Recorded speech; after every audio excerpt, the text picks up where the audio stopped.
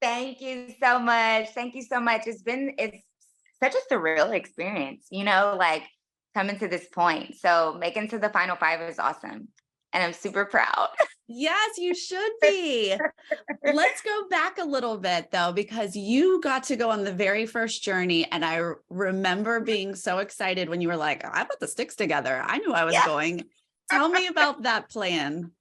Okay. So before you go out on the game, Jeff is like, you have to play, right? You got to make big moves. You got to take risks. Like that's the only way you're gonna make it in the game. So it was the first day, and I'm like, I'm making a move. I'm going on this journey. Like I want to go because I know there's gonna be something there. So there was rocks, and we decided to pull rocks, and we put it in like this envelope. And the gray rock was the biggest rock, and I was like, oh, I'll get the rocks or whatever. I'll pick them up.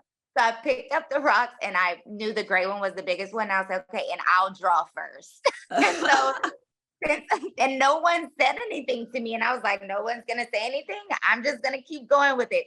And I did think they most definitely knew. Like we talk about it now, like they most definitely knew. No one said anything. And it worked out for the best for me. Um, but yeah, like that was my thought. If I'm gonna come out here, I'm gonna play and I'm going on this journey because I know I'm gonna get something. And it played out. So Cut to a little bit later, you guys are on this like split tribal twist, and Heidi announces she's going to take your vote. You looked very shocked. How were you feeling in this moment? well, at that moment, I was upset that she chose me because I didn't know what she was gonna say. Right. Okay.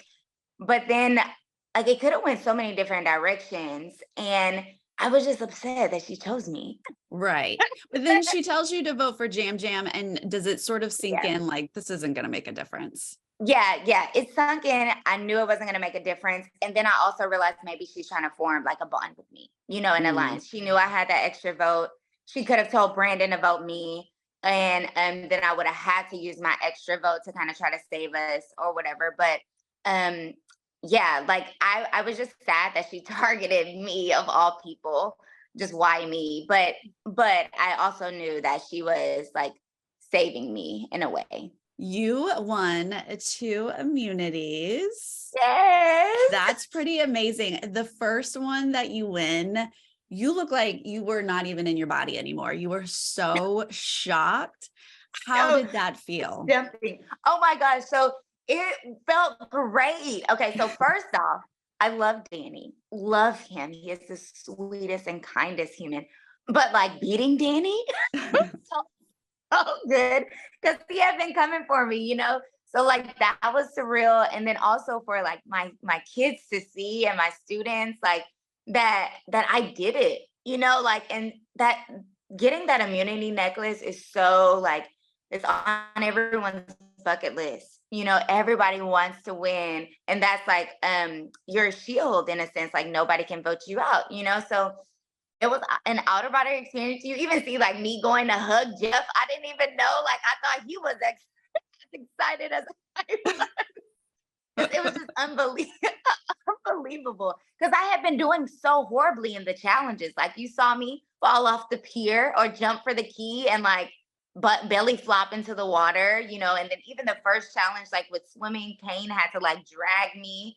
And with the puzzles, like I wasn't as great with those. So I was like going down on a decline and to come up, like even, we had to, it was like a schoolyard pick. So we had Mm. to pick our partners and nobody wanted to be, or nobody was like, I wasn't anyone's first choice.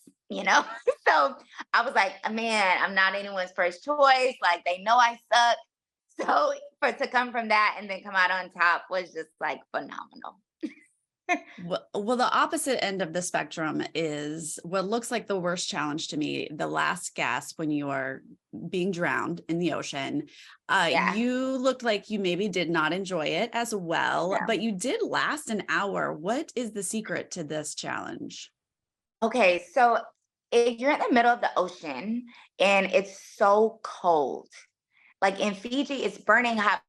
You would not like I'm not an ocean swimmer, I'm not a swimmer, but it was just freezing cold and I'm shivering and I think like you have to be mentally prepared for that. Cause I think for me, that was the hardest, just knowing that you're not going to drown. Okay. And then also being able to know like this is only a moment. This is only like it will end at some point. So I think if you're just mentally prepared, you're strong mentally, you can do very, very well. I didn't make it to the part where, you had to like make the hole to breathe. I didn't make that far. But for me, it was the just being mentally strong enough to stay there. But and knowing that it was going to end soon. But I couldn't take the temperature. Mm. Your games seemingly went through a little tough spot when you lost Brandon and Kane. How did you pivot at that time? Yeah, so we had the majority alliance in Ratu, and they were my shields. So like they were in front of me. Like if anybody was gonna go, it was gonna be them before us. Okay. So when they started to go, people could see me more. My game had to be wide open. So at that point, I realized like I need to lean in on those other alliances. So I was very close with Carson, and when he came to the Ratu Beach, that was like my number one guy. Out of everybody, Brandon, Jamie, and all the Ratu, and then Carson, that was my closest alliances that I had. So I was like, I need to lean into this so that I can be in the conversations and be in the know. So I leaned into that, leaned into the relationship with Jam. Unfortunately, I didn't lean in with Soka, which that is like was the death of me. But I just tried to lean into the relationships that I had built to kind of just stay in the know and keep my name out of out of the pot, I guess.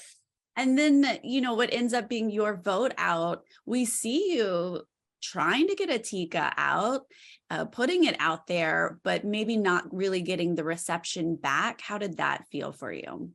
Oh, it sucked. Just knowing like at that point, you're like, you can't do anything, like it's too late.